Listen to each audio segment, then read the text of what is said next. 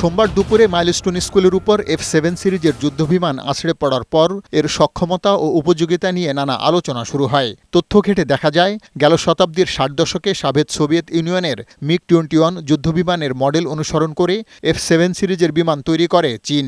বিশ্বে তুমুল জনপ্রিয় পাওয়া এই সিরিজের বিমান বাংলাদেশে প্রথম কেনা হয় ১৯৮৯ সালে।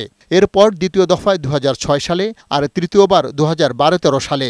তবে সর্বশেষ সংস্করণে F-7 সিরিজের বিমানগুলো আরও উন্নত করে গড়ে তোলা হয়, যেখানে যুদ্ধের জন্য যুগোপযোগী এবং অত্যাধুনিক অস্ত্র বহনের সক্ষমতা বাড়ানো হয়। বর্তমানে বিমান বাহিনীর বহরে F-7 সিরিজের ৩৬টির মতো যুদ্ধবিমান রয়েছে। F-7 সিরিজের যুদ্ধবিমান আকাশে সবচেয়ে বেশি উড়িয়েছেন অবসরপ্রাপ্ত air vice marshal Mohammad Mofidur Rahman. তিনি জানান, এই সিরিজের বিমানের লাইফ টাইম ৩০ বছর। বিমানটি দুর্ঘটনায় পতিত হলেও এর উপযোগিতা ও সক্ষমতা নিয়ে কোনো প্রশ্ন থাকা উচিত নয়। যদিও এটা মডেলটা পুরনো, বাট এটা অনেক আধুনিক সমরাস্ত্র দিয়ে করা, এটা ক্যাপাবিলিটি অনেক বেশি, উইপন ক্যাপাসিটি, যেটা যুদ্ধের জন্য এটাকে অনেক যুগোপযোগী করে আধুনিক মরণাস্ত্র আর সমরাস্ত্র দিয়ে এটাকে সাজানো হয়েছে, তৈরি করা হয়েছে। বর্তমান প্রজন্মের যেসব যুদ্ধবিমান তার চেয়ে ইনফেরিয়র অবশ্যই।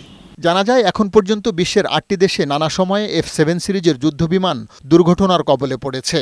তাহলে এসব যুদ্ধবিমান নিরাপত্তার দিক দিয়ে কতটা শক্তিশালী?